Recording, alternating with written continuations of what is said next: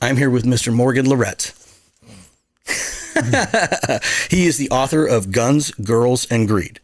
So in your title, it says, I was a Blackwater mercenary in Iraq. That in and of itself is kind of a little bit controversial to use the term mercenary. Yeah. You know, so when we first started with Blackwater, we just assumed that it was like a cash grab. Okay. Everybody that I talked to was like, okay, we're going to, maybe 3 years you're going to get this. And then the State Department inevitably is going to train their own people to send over. And then we're going to be out of a job. So like everything I did over there was just, look, this is a cash grab. Make as much money as you possibly can. Hope you make it home without dying. And then if you do, you know, maybe set yourself up for the future or just blow all your cash, right. You know? So, you know, I did a little bit of both of that, but yeah, mercenary, a lot of people say, well, we were under the State Department, and it really is getting into the legalese of it. Right. Of like, were you, cause you know, State Department contract, and then you have Blackwater, and then you're an independent contractor, and everybody was fine saying mercenary initially. But I think now that people are getting older and they want to look back, they want to be like, oh, I was there to support the mission. Right, you know, it's like looking back at your military service where you were like, oh yeah, no, I did do that. That was pretty awesome. Like for me, the cash grab. Yep. Like, let me make my money. Let me get my adventure. Let me go home. Well, and the thing that I'm an old man now, we're born roughly within the same year or within a year. And I'm an old man now. And I look back and think about the fact of you were in your 20s doing this type. I'm amazed at how much responsibility we give to 20-year-olds to go overseas and do these things and throw massive amounts of cash at these kids and then expect them to have like set themselves up well financially when like that's the thing. Go be young and dumb and live your life a little bit. Try to save a little bit, but yeah, have a good time and have some fun when you're young. No, that's some of my advice is like, get all your fun out of the way. Get your stories out of the way when you're young. Yep. Because nobody ever sits there on their deathbed and is like, oh, I wish I would have saved an extra $20 back in 1987. Like, nobody gives a shit. Right. Everybody wants to be like, look, when you're older, you have stories you can tell people, you can tell your kids, you know, part of that, writing a book, doing stuff on podcasts, like all that stuff. The other thing I hear all the time from veterans is, you know, my grandfather just passed away or my uncle just passed away and he was in Vietnam or he was in World War II and I have no idea what he did. Get the stories, have the fun times, party. Yeah. And then grow up. Yes. And yes. I think that there's a lot of people with Blackwater, the military, they don't hit that grow up thing very good. You know? Well, and I'm Air Force as well. So you're Air Force SF. So yeah. Security forces. Please God. But what I noticed in the military is that you don't have to grow up because you're constantly being told what to do to a certain degree. It depends upon where you go in your career. If you rank up and then have those other responsibilities, yes. But sometimes some of the biggest jackasses I ever knew were in for 20 years as an E4 or E5 or E6. And it's just like, they just stayed that mentality the whole time. Oh, dude, it's Neverland. You can be Peter Pan in the military. You can be the person that's like, I get my paycheck on the 1st and the 15th. Yep. By the time the 14th hits, I'm broke. I can't wait for the next paycheck. Like, and you could also set yourself up. I mean, guys like you know, hopefully guys like me took the time to say, I'm going to use this as a stepping stone to get to my next career, to be able to do other things. But you don't have to. Right. Like, you can be the guy that retires as an E7 and doesn't have a pot to piss in or a window to throw it out of, get your retirement, and then be like, that was the greatest time ever. You know, put on your thank me, I'm a veteran hat, you know. OIF. Yeah. There you get your OIF pin or your National Defense pin. Yeah. So, all right, let's go back a little bit here to kind of give a brief overview as to who you are, because your book is fascinating. Your book is very easily digestible to explain what it is, what the daily life was like over there. It was a fascinating read. It was a deep dive into mercenary life during the peak of the Iraq War. Like, there was a lot of cool things and fun things. And I really appreciated your sense of humor on a couple of things. So I appreciate the sarcasm. So let's go back a little bit though. So, Navy family, moved up to Northern Arizona. Sorta. So my dad joined the Navy out of high school. My mom, you know, she followed him. She had a couple of kids. And then he was one of those guys that joined the Navy, and then they said, thanks for playing. Sure. So he was out of the Navy by the time I remember anything, he was already out of the Navy. And I think his claim to fame is he probably sold like the most weed of anybody in the Navy. Okay. Yeah. He was like, he's the guy that was selling weed, and he was shipping it across the country, and he put his return address on it and ended up getting arrested for it. He was one of those guys. So yeah, criminals are not that hard to find, unfortunately. Now, again, I'm not opposing weed anymore or anything like that, but at the same time, not the brightest. Yeah. So like my uncles were in the Navy, but for the most part, my grandfather was in World War II right at the tail end. But, growing up in the 90s, the 80s and the 90s, like, if you didn't know a Vietnam veteran, like the military was it was like this blank space for me. Yes. I had no idea what it was. The only thing I knew about Navy SEALs and cool guy stuff was the Demi Moore movie. G.I. Jane. G.I. Jane, or you had the one like the Navy SEALs where Charlie Sheen Navy SEAls. Navy SEAls, yeah. But other than that, it's like I didn't know what a Ranger was from the hole in the ground. So when I joined the military, it wasn't like, oh, I'm going to go join Hua Hua. It was like, this is a stepping stone. This is what you do. You go into the military, you put in 4 to 6 years, and then you use it to pay for your college and then the wars kicked off and everything was like, are you a Ranger? Are you and I was like, I don't even know what those are. Right. Till I got to Blackwater and they were like, hey, I was and I was like, I don't know what that means, but it sounds cool. Awesome. Yeah. You were a Ranger? New York Rangers? Cool. Yeah. When I chose the Air Force, and went in, not really knowing what the other branches were, but I'd had somebody that I knew that went to the Air Force. It was the same sort of thing where if you didn't know one particular person, it wasn't as prolific as it is now, where everybody's a vet and everybody's dad is a vet and all that stuff. What made you choose the Air Force? So, dude, I was like a recruiter's wet dream. Like, I'm pretty sure my guidance counselor was like, call Morgan. One of you guys is going to get him because, I got decent grades. I wrestled, but I wasn't college bound. Okay. Me and my guidance counselor never even talked about college. Right. She was like, there's a lot of good construction jobs out there, Morgan, which I did all through high school. So I talked to the Army recruiter and he was like, you ready to sign up? And I was like, I need a few days. I talked to the Marine recruiter and I was like, the Marines sound awesome. Like, kill people, blow shit up. Let's fucking do it. Yeah. And then I came home. I talked to my grandfather, who was he was in the Army at the tail end of World War II, and then he was in the Navy. And he said, "You should join the Air Force. They have the best food." That was it. No lie. No, dude. There was no that was all I had to hear. And basic training's only like 6.5 weeks, and then you could join the National Guard and be able to like get college money and stuff. And dude, like war was the last thing I even thought of, right? So I was like, dude, this is like the perfect thing. I get law enforcement training. I can come home. I can go into like corrections from 19 to 21. Then I can become a cop and all that other stuff. And then this guy named Osama bin Laden just fucked everything up for me. He's like, I got a different career path for you, Morgan. He had other plans. He did. That's awesome. So yeah, you're a pre 9/11. So you got to see the pre 9/11 and the post 9/11 military. I'm a 9/11er. So 9/11 happened. I was working a tech job. And I was worked for a company called Tech Systems, where I was a headhunter, and I was doing working at WorldCom Wireless and doing their database administration and all that. And then all of a sudden, staring at the Twin Towers coming down, going, maybe I should go do something else with my life. So that was my decision to go into the Air Force. So yeah, but it's definitely, you're not thinking war, gung ho, oorah. No, when you go into the Air Force, dude. I mean, I was under Clinton, right? I got in under Clinton, and then George W. Bush, and then the wars kicked off. And it's funny because the military changed. The paradigm went from you need to look as awesome as you can and be as squared away as you possibly can, because I remember basic training. They said the tax dollars of the U.S. citizens pay for you to be able to do this, so you better look sharp. No. And then, dude, 9/11 hit, and everything changed because it was like, I don't have funding for this. And then it was like, now we have funding for everything. Now your uniform needs to be pressed. And then after that, it's like, just pull it out of the duffel bag and throw that shit on. Like it was a different military, shine your boots to, whatever, man. Don't worry. You wear those tan ones. You don't even have to put polish on them. Nice. Yeah.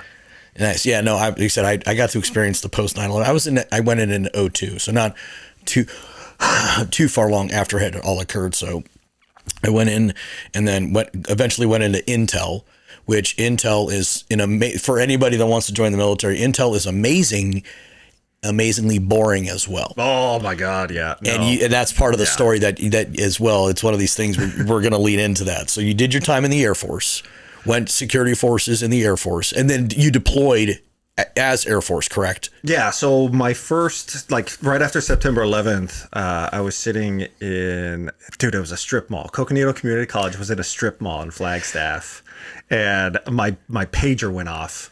It was like beep beep beep beep, and I was like, oh look, I'm a doctor, you know. And then I look, and it's like the number for my base down here in Phoenix, the 161st Air Refueling Wing. And it was like 911. So I got on the payphone. I had to type in my AT&T prepaid card number. And I was like, hey, what's up? And they're like, Airman Lerette, get your ass down here. We've all been activated. And I was like, dude, I grabbed my uniforms. I like drive down here going 115 miles an hour. I was like, nobody's going to pull me over at this point. Who gives a crap? And then they sit us down. And anytime when there was like an active attack, you have about 48 to 72 hours where it's just like DEFCON 4. Nobody comes in and out. They had us sitting on a fence line, and dude, it's blazing hot. It's September 11th. And finally they came out and brought me like a water jug, an igloo cooler, and I was just staring at I-10 as cars passed. And everybody's got their radio, and they're like, oh, status check. Dude, status checks like every 15 minutes. So you can't even fall asleep if you wanted to. And then I'm like, can somebody bring me sunscreen? I'm like 164th Irish, and that part is burning right now. So dude, it was like complete boredom. And then Afghanistan kicked off, and there wasn't a whole lot of deployments there either. We only had like 15,000 troops in Afghanistan in the beginning. So my first deployment was to Masira Air Base, Oman, which is in the Strait of Hormuz. So since that's in the news, and it was like the same thing. We had the AC-130 gunships out there. It was an R&R base for like the Navy and the Air Force. So the guys that were in Afghanistan, they bring them in there, and they get to have like their Burger King, and you get to have your beach and everything. And I'm stationed there, and I'm like, oh, this is hell, man. This is terrible. You know, looking back, I should have just really soaked it in. So I did 90 days there, and then we came back, and they were like, hey, we got another team that's getting ready to go to an undisclosed, and dude, Iraq was getting ready to kick off. Right. So of course I volunteered, and they sent us to Jordan to this small little air base. I don't know if it's still classified, but it's where we had all the Reaper, like the Hellfire. Oh, sure. Yeah. So we had all those drones going. We had the Rangers and the SF, and like all the cool guys were going into Iraq to try to find all their Scud missiles before the war. And then they were apparently, I don't know, Iraq figured it out, and then they got pissed off, and Jordan's like, oh, I'm sorry, we didn't know we couldn't have literally like secret things going on at our base. So Kuwait was like, come on over, guys. We fucking hate those dudes. So I stayed in Kuwait at a 5-star hotel, and it was like the per diem was like $150 a day, and like eating MREs to save as much money as we could. And then finally, the war kicked off in Iraq, and I was like, it's fucking on, dude.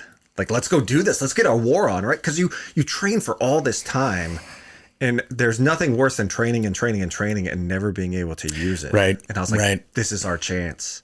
So we fly into Iraq. It's the first air base that we started in Iraq. It's Talil, which is just south of Nasiriyah. The Marines are going through Nasiriyah. You can see it through the nods. It's blowing up. It's like, man, we're really in the poop, dude. And then the next morning, we set up our tents with our air conditioning and everything. Of course, yeah. We're the Air Force. And the hot tubs and all that. Yeah. And the only thing we didn't have was like a porta-john. So we had to do the cat holes for a few days until somebody built one. And for a cat hole is essentially... it's like a foxhole, except it's small and it holds a turd, and then you scrape dirt on it like a cat. Dig the hole first. Yeah. Yep. You got to dig the hole first. And dude, after like 2 or 3 days, the war went so fast north that like there was nothing. Okay. So we had the first POW, the EPW is what they call them. We had that, and then we had the first Combat Army Surgical Hospital. Jessica Lynch got rescued out of Talil Air Base and then got brought back, which... if you're the guy on the ground at the time, I have no idea. Okay. I just remember a C-17 came in with these little tiny helicopters. Oh, okay. And then they put the blades on it, and then they flew off one night, and then they came back that night, and everybody's like, yay! And I was like, I have no idea what happened. You come home and like you start learning all this stuff, and you're like, oh, I was kind of a part of some cool stuff. Nice. Even though I was just standing on an airfield trying to tell people, stop driving in front of the planes, man. Right. You're not gonna win. So did that pump to Iraq, and dude, I'll be honest with you, like you come home, or I came home, and it was like, that's it? Yeah. Like that's it? Like that's the big war thing? So my buddy who was in the National Guard with me also got out of the Marines. or he got out of the Marines and decided he wanted to join for college money. He was like, dude, have you heard about this company called Blackwater? And I was like, yeah, I saw him on the news. They got hanged off a bridge in Fallujah. And he's like, I'm going to go work for him. And I was like, good luck, bro. Right. Yeah. Like, don't die. Let me know how that goes. Send a postcard. And he's like, dude, I'll get you in. That's how I think he said, dude, I'll get you in. And I was like, okay, sounds good. I figured I'd never talk to him again. And then I would say 4 days later, I get a call and they're like, hey, this is Steve from Blackwater, USA. Your buddy Mike said you're good in the pocket. You want to come over here and see if you're ready to go? And then we'll send you to Iraq. And I was like, no, not really, dude. And he's like, so it's $500 a day with a 10% bonus. And I was like, yeah, no, I'll try. Yeah. For that kind of cash, I'm in. And what year is this? This was 04. Okay. Right. That's big money. Oh, yeah. That's huge money.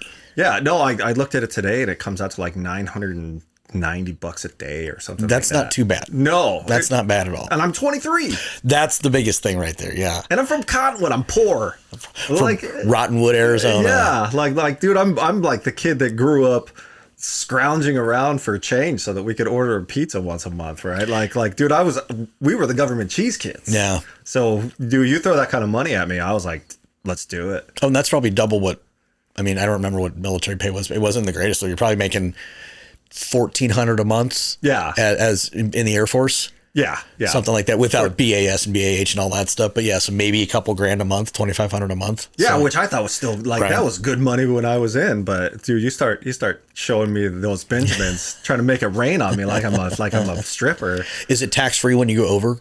No. So this is one of the things that got a lot of people in trouble because when you deploy, it's tax free with the military. With the military. Yes. When you go over as a contractor, it's fully taxable. Oh, okay. But if you stay for 330 out of 365 days, then you get like the first 85,000 tax free. Okay. So when I went over there, I got to Blackwater. I passed it. It was easy. The hardest part's like the security clearance. Okay. Because you can imagine that anybody in 2004 that was joining Blackwater was not making the best life decisions before that. They might have been a little bit of thrill seekers. Yeah. They might have probably got kicked out. Yeah, there was some of that. There was like the guy that was just the bouncer that had like assault charges on him. Like, dude, there was just this mishmash of humanity.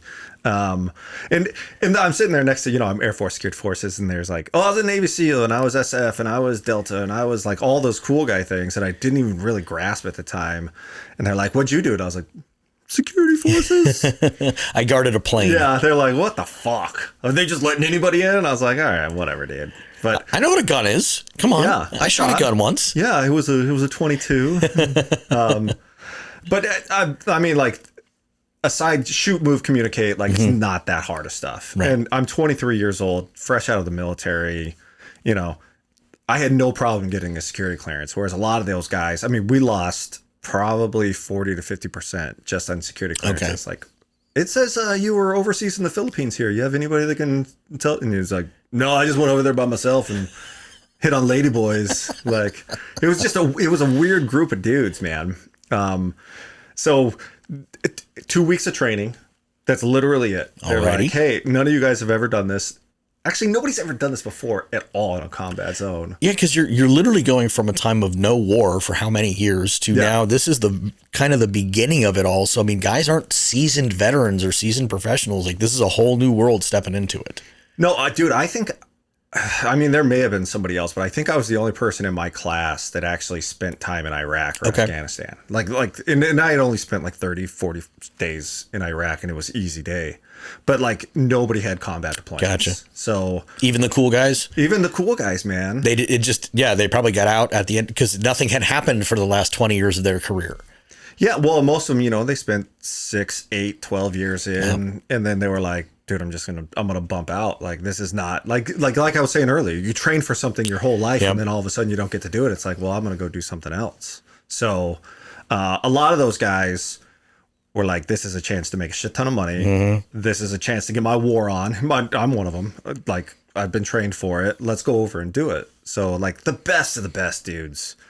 And they're just like, oh no, I'll show you how to do that. Oh, hey, I'll show you. Like just cool. The coolest guys ever. Once you like got into their clique, they were the coolest guys ever. So I say it was like was like prison, right? The first guy that comes up and talks to you is the guy that doesn't have any friends. Sure, so you don't want to talk to him, you know. Or you go out to the prison yard, you find the biggest guy out there, and you just suck his dick, right? Like I think that's how that works. We might have read a different book, or we might have seen a different movie. But it was like it was like just straight up like when you're in, and like, you know, I could shoot. I remember there was this guy next to me at the range, the pistol range. It was like, Jesus Christ, Air Force guy, you can shoot. And I was like, it's not that hard. Right. You just point the thing and it goes. But dude, we lost a lot of people shooting, right? Yeah. These guys hadn't done anything in 4 to 8 years, and they get in there and they haven't picked up a rifle. So yeah, we lost a lot of dudes just in the quals, man. They might have been cool back in the day, but it's a diminishable skill. Oh, 100%. So, and then like literally the day that we graduate, you know, they didn't give us a gown or anything cool. throw it up in the air. Confetti. Like I'm walking into. They're popping off AK-47s. Yeah, it's just like in the middle. They were like, hey, and they list off like 5 names, and they're like, come here. And they're like, you got your clearance. We're going to get you a flight out. And I was like, whoa, I got to actually like move my shit out of my apartment. Like, just let me go home, move my crap out of my apartment. I'll be on the next flight. So they were literally ready to take me from Moyock, North Carolina to Baghdad like that day. Wow. Yeah.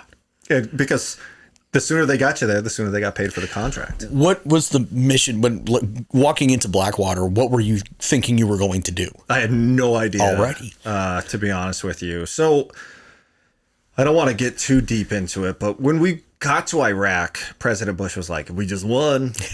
Feels good to be a winner. And then we controlled the government through Paul Bremer, and Blackwater had people that protected Paul Bremer. And then when Paul Bremer handed the Iraqi government over to the interim government, it became a Department of State mission. Okay. So even though it's an active combat zone, Sure. State Department theoretically is the one that's like running the show. Okay. Because Iraq could have kicked us all out at any given time. Now, when the State Department came in, they said, hey, we got to go out there and teach these guys how to do everything. Okay. Dude, Excel spreadsheets, pick up trash. Like all the people that were in the government got booted. Okay. So they're like, we need to have people that are going to drive other people around and show these guys how to set up a stock market, export oil, create a spreadsheet that picks up garbage, electricity, like all these things. Who are we going to grab? The State Department actually has diplomatic security services, but none of them had any combat experience. Kind of like the Secret Service guys you're seeing on the news where you're like, whoa, my God, like what the fuck are you doing? Point the gun that way, not that the president pointed that way. So, dude, we get over there and it's like, you're going to protect diplomats that are going to go from point A to point B, and they're going to help rebuild the government. Okay. So I knew that at Blackwater. They told us like, here's how you walk a diamond. Here's how you actually protect somebody that's really important. Here's how you jump in the way and take a bullet. And I'm like, dude, I don't know if I'm going to take a bullet for that guy. But add a couple more zeros and maybe we'll talk about that. Yeah, dude. I mean, it was just like, it was a brand new mission that just hadn't been done. Okay. So when we got on ground in Blackwater, we were just making it up as we went. Like, hey, you got to get this guy from this place to that place. And we're like, we can do it. We'll figure it out. We'll figure it out. Improvise, adapt, and overcome. I mean, it was a lot of, a lot of it was just trial by fire, right? Because I was on the 4th class to go through Blackwater. So the people that were on ground doing that job had been there for maybe 3 weeks before me. And they were like, here's how you operate. And dude, it's like, oh, okay, yeah. And then finally it's like, you just fucking got here too, man. Like, what do you mean? So it was just a wild ride just getting into Iraq. And then once getting there, it's like, just figure it out. Yeah. And then but the overall mission, like you said, was the protection of the diplomats that are rebuilding the country. Yes. That you were not combat patrols or anything like that. You were making sure they didn't get blown up and your asses didn't get blown up. That was the theory. Mostly, I didn't want my ass to get blown up. Right. Yeah. If I could do that, then that guy's probably going to be okay. He will win just by being adjacent to you. Yeah. By me not getting blown up. Yeah. No. Dude, and it was like, it's hard to describe now because if I look back on it, it doesn't make any sense. But like car bombs were all the rage, and then we had like a quick response force, which turned into an escort service. Which sounds really sexy, but really it was just like, you get behind that Humvee, we got an ambulance in the back. If anything happens, we got another Humvee. We'll keep all the traffic off of you. We'll get you from point A to point B. So it really was just like adapting to whatever it gave, whatever it gave us on the ground, you'd figure it out. Yeah. But the first team I was on was the Regime Crimes Liaison Office. And it was the guys that were collecting evidence against Saddam Hussein and Chemical Ali. So who were those guys? Were they like FBI agents? Were they CIA? CIA, Okay. DIA, Gotcha. NSA, FBI, you name it. Gotcha. So, and the whole thing was, we're going to give the Iraqi government Saddam Hussein, and we have to make sure that we're collecting evidence and there's an actual like chain of custody. Sure. So we went up to, well, first we were just bonsaiing around Baghdad. It's like, pick up stuff over here, take it to this court, grab this guy, Oh, wow. take it to another, so we got to go up to where like all the HVIs were hanging out, the high value individuals. And it turns out it's where they were hanging everybody. Oh. Yeah, it was JSS Justice. So, that's where we were kind of going around. Then they said, hey, we need to get some guys up in northern Iraq where Saddam Hussein and Chemical Ali gassed all the Kurds. So go up there. And the dude, it was like supposed to be for like 3 days to a week. And the next thing you know, we're sitting there like a month in, it's like Gilligan's Island. And we're all stir crazy and we're all like, fuck, there's no gym. We're eating the same chicken kebab because I don't trust any of the other stuff that they make up here. We're like, I'm literally just eating MREs. Because it's better than trying to eat off the local economy. So we'd go out to these places where Saddam Hussein literally just went in and like slaughtered an entire village. And so there were young kids and there were older males and nothing in between. So anybody my age, Saddam Hussein came in and No said, military age males. military age male, stand right there. Don't worry. We dug you a pit, blow them all up. And we'd sit there and we'd do something, and then the next day we could see it on like CNN or the BBC or whatever we had on the local stuff. So that was kind of neat. You're like, oh, I'm doing something to help. But dude, it was just like, it wasn't what I signed up for. It was very safe up there. It was boring. We went like, I don't know, like 9 or 12 days without doing a mission. Okay. And I was like, get me the fuck out of here. Like, I'm losing my mind, man, in this tiny room. In full disclosure, you went in for the thrill. Yeah. You went in for the rush. You went in for the war part. Oh, 100%. Yeah. I mean, and the money. Yeah. Yeah. But it was like, it was so safe. It was a perfect place for the old guy that had like a CPAP, who actually exists. Like, he was up there, he had a CPAP. Like, it was perfect for him. But for, me, and there was probably like 7 or 8 of us, I think we took up around 22. We were like, fuck this. Yeah. Like, send us back down to Baghdad. So they turned, well, we had a mutiny, if you want to call it that. Mercenaries and mutinies. Yeah, so we're sitting there, we're bored out of our minds, and the team leader was losing it, dude. He was like going full Tom Hanks Castaway in his room. And finally he comes out for like our nightly team meeting and he's like, we don't have any missions for tomorrow. And somebody was like, dude, are we ever going to work? Like, this is terrible. And he was like, well, I can only do the missions what they tell us to. And I, of course, was like, well, dude, you're just hanging out in your room all day, squeezing your meat with the sap foam, bro. Like, what the fuck? So then he got mad. Of course. And I was like, that was a funny joke. You should have enjoyed that. So, of course, it's like Morgan started a mutiny. And I was like, no, I just made a joke. That's what I do. He ended up like having us replaced, like 8 of us replaced. We go back down to Baghdad and they're like, dude, we're like pariahs. They're like, oh, these are the guys that had the mutiny. Like, it turned into this big thing instead of it just being like, these guys didn't know they were going to be there for 3 months. Right. Like, they don't want to be there. Like, we just brought them back down and replaced them. It turned into like, these guys created so much havoc and they went against so by the time I got back down to Baghdad, I mean, I was coming up pretty close. I was like a month from my 6-month mark. And I was like, just get me the fuck out of here. Like, dude, it's just time for me to go home and like decompress, and then I'll be back. And that's allowable through that. Like, what's the contract length on those sorts of jobs back then? Man, so you sign a 3-month contract. No, it was a 2-month contract that we actually signed. And then it was just common knowledge that you were going to stay there for 6 months. Okay. That's what the expectancy was. Yeah. So we had one guy show up, literally just like barely got on a team, hit his 60 days and was like, I'm out. So then they started changing all the contracts to where it was actually 6 months. So your first contract, 6 months, and then you could go home as long as you wanted. Is there any sort of rules to working as a contractor in regards to how much time you can spend over there, or is it just as much time as you want to spend over there? Yeah, no, once you get done with your first contract, you could pretty much write your ticket. Okay. So like I did my first contract and then came home for 30 days. And then I came back on a 3-month contract. And then I went to Belize for a couple of weeks because you got to stay out of the U.S. if you want your tax-free money. Sure. Yeah. Sure. And then I did another 3-month contract that I extended out to like 5.5 or 6 months or something. So it really, once you got done with that first pump, it was extremely pliable back then. But dude, they would always, especially around like Christmas and Thanksgiving, they started giving us bonuses for Thanksgiving and Christmas, $3,000 a day. And then if you were a medic, they'd be like, hey, if you stay on, we'll give you another $100 a day. So it's really like, we need to keep as many people on the ground as we possibly can. So it really just depended. Oh, you want to go somewhere else? We'll send you over here. We'll go like they got very pliable there. The question that I have though is how much, if they're paying you that good of money back then, how much are they making? The rumor was that they were making $1,500 a day approximately Per person. Okay. So when you put feet on the ground, they made $1,500. They gave you $500 of that per day. Yeah. Okay. So the more, like, and as soon as you left the ground, they didn't make any money on you. So it was very, Eric Prince is a businessman first and Absolutely. foremost. So at the end of the day, he's like, we'll keep these guys on the ground. We're going to just keep making money. I mean, capitalism is a good thing and it has its place, but at the same time, like, you're profiting off of war.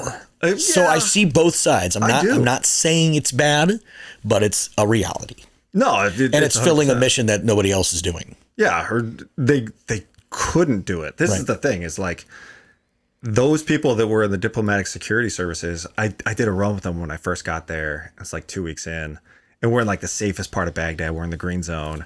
And these guys are like speeding as fast as they possibly can. They're going like lights and sirens. They're pushing people off the road. And I was like, dude, like we're on a compound. Take a breath, man. And then, so these guys would not leave the green zone. They would not go into the red zone because that was not their mission. Gotcha.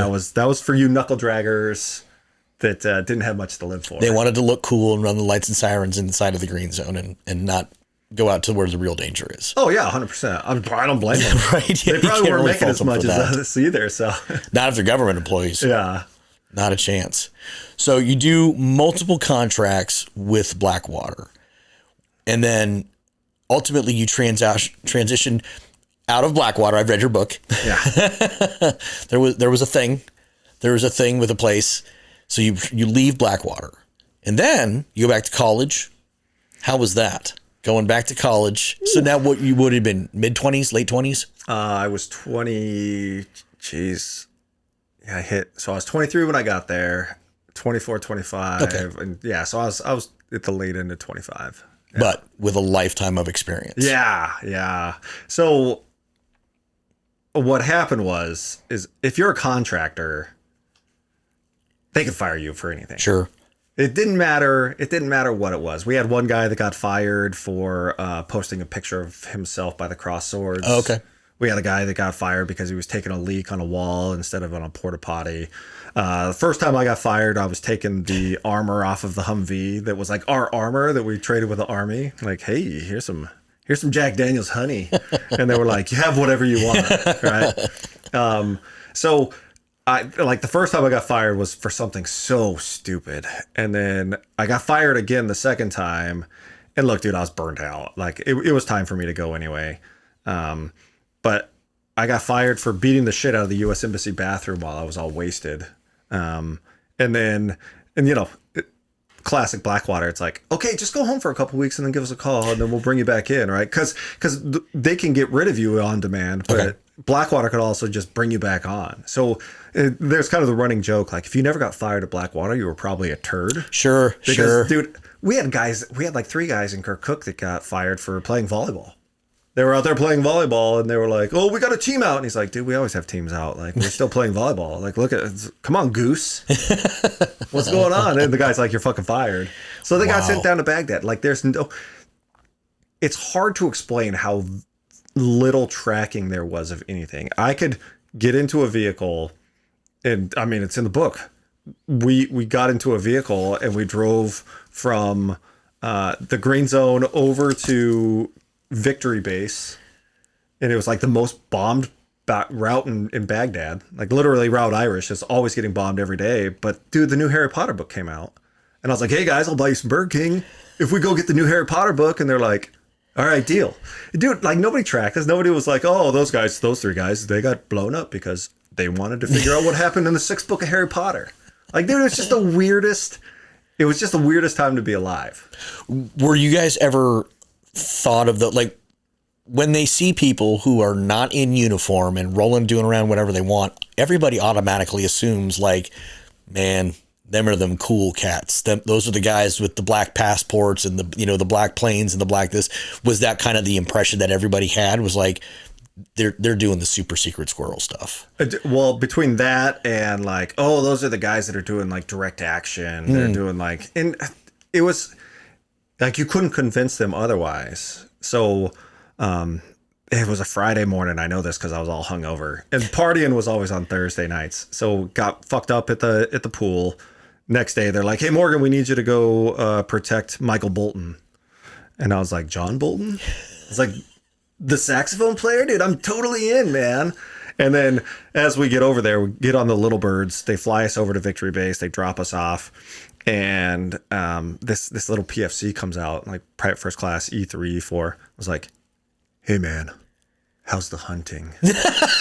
And I was like, I protect diplomats, man. That's all I'm doing. I'm here for a saxophone player. And he's like, "No, I get it. But like, how's the hunting?" And I was like, "It's great. Right. The hunting is great. Just go with it. Can I get some Gatorade? I'm really hungover, man. Like, I got to wipe this blood off my uniform. Got it with my knife." Yeah. just roll with it sometimes. They want to hear a story. Yeah. So, I mean, it wouldn't matter. It wouldn't matter if I told them every day. And I think that's part of the reason I wrote the book, is it's like the truth is actually so much less interesting than what everybody thinks Blackwater was, but the truth on the ground of how it got done is so much more interesting than anybody actually knows. It's like it sounds like controlled chaos. It was insane. Because so the first time, I think maybe I was like 2.5 weeks in, we got lost going to some house. And it's not that we got lost, it's that we didn't have GPS. We just had this big fucking map, and we'd be like, "We got to go over there." So we start driving over there. This road's closed. That road had a bomb on it. So then you got to come back, figure out a couple of other routes. We come back. One of the guys in the back is a Marine Corps sniper, and I'm pretty sure I was in the lead vehicle. But he pops open the door and like tries to get traffic to back off, and they don't back off. So he ends up like shooting towards the car. The car backs off. Everything's fine. And they were like, "Okay, now let's go do the paperwork." And I was like, "Dude, paperwork? What the fuck are you talking about? Paperwork?" Like, first off, who's going to read it? Right. Let's be honest here. And second off, you're going to have somebody read it that's judging you based off of not being in the convoy or seeing what's happening. So it like pretty quick, it was like, look, any shoot that we have, like, just don't talk about it. It was just so much easier. And dude, yes, you can get in trouble like as a law enforcement. You could absolutely get in trouble for that stuff. Over there, like it never happened. Very, very different environments. Yeah. Very different. Popping off a couple warning shots when you're in an active combat zone, I don't really have a problem with that. Yeah, pretty normal and natural. Yeah. Popping off a couple while you're chasing a bad guy down the middle of, Mesa. Yeah. Let's not do that. That's a bad idea. That's frowned upon. I was like, dude, I'm never doing paperwork. So, Eric Prince goes on there and he's like, "We only had an engagement, 55 engagements on the road." Pfft, get the fuck out of here, dude. Like, dude, the video's on YouTube. I'm in them. And I'm like, "Oh, that's where I was shooting. Oh, I shot at that car." Because, dude, that was just like the way of life. Like, keep traffic off of you. We drive the opposite way into traffic. Sometimes traffic wouldn't break, so we just come out and we just like, point your weapon. The Secret Service, after the president, the last assassination of the White House Correspondents' dinner, they had a cop that was like going down the street. This car's coming up on him, and he's got his rifle pointed at him. I was like, "Oh man, that's very Baghdad 2004. That's very nice. I've done that." So it was literally just like, do whatever you want, and as long as you trust your teammates, nobody's going to come and like tell on you. But at the same time, when you don't have that command and control and that structure around it, it does allow for a lot of people to do some shit that they probably shouldn't have been doing. And Blackwater's notorious for it. Right. But dude, there's probably 10, 15, 20 stories of shit that you will never hear about that happened with us, because it's like, well, dude, there's no way to prove it. There's no way like anything else, but holy shit, I saw that happen, and that was fucking insane. What happens in Baghdad stays in Baghdad. Yeah, it's just like Vegas. Right? Yeah, except you don't come back with herpes. You come back dead. So, that's a bad thing. I mean, but that's the nice part about it, is if you make it out, you're fine. But if you come back dead, nobody gives a fuck. Right. It's not your problem anymore. Yeah, it's like, hey, it's like, oh, there's a ticker tape parade for this soldier. And then they're like, this contractor also died. And they're like, yeah, whatever. Right, yeah. It's not seen the same in any way, shape, or form. No. I mean, everybody remembers the 4 hangings on the bridge in Baghdad, which was horrific. Yeah. Horrific. Absolutely. I remember seeing that and again, not really understanding what the hell Blackwater was, or understanding anything that was going on like that. No, dude, I'll give you the full story. So there's no time in Iraq that you would ever have a 4-person vehicle driving through a city. Okay. So I read the AAR. Essentially, they had a convoy. It was 2 vehicles, and they told them to go somewhere and then to come back. And they told them to go back through Fallujah. No way they should have gone through Fallujah. Zero. They didn't have a principal. They didn't have anything. It was just like 4 guys that were trying to come back from something.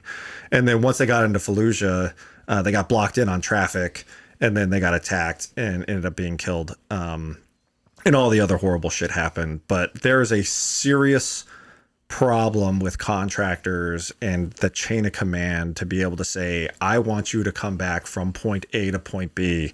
The fastest way is literally through where all the terrorists are hanging out. The worst of the worst. Yeah. And dude, I mean, Blackwater should have, it was not even a Blackwater contract. It was a KBR contract, subcontracted to Blackwater. I still have no idea what they were doing and why they were on a convoy. Okay.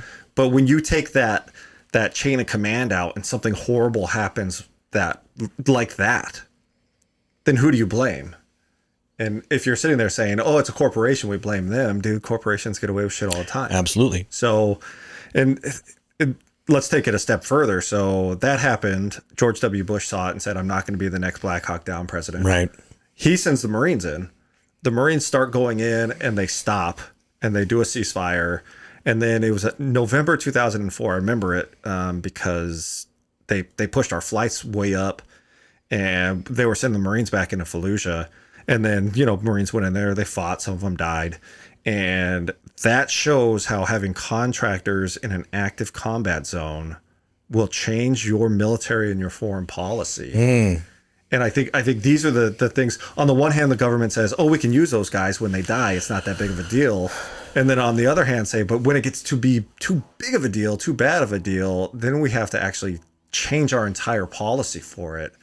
So I'm still torn on whether having contractors in a combat zone like that is a good thing or a bad thing, right? Like it's very difficult. It's very gray. It is very gray. I'm just stopping and thinking about the fact of what if that would have been for not contract. They were Americans, obviously, but for Marines or for, you know what I'm saying? Like, it's terrible that it happened, but it actually was probably less of a response than had it have been for Marines or for, Air Force, whatever the case is.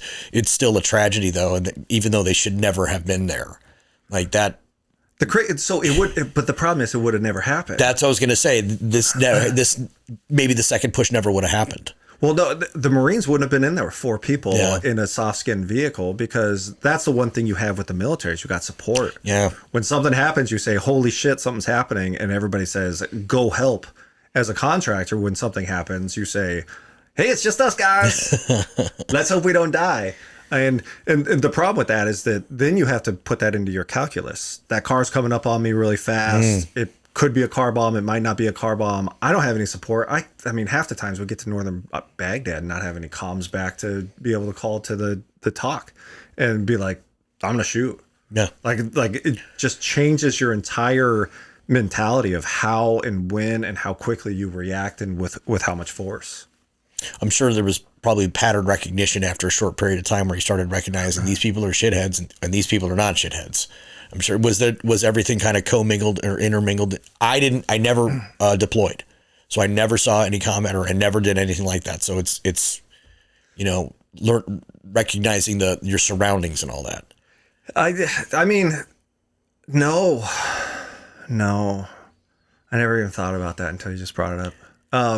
Like you knew when you were kind of going into safer areas and stuff, but you never knew what was in that vehicle. Okay.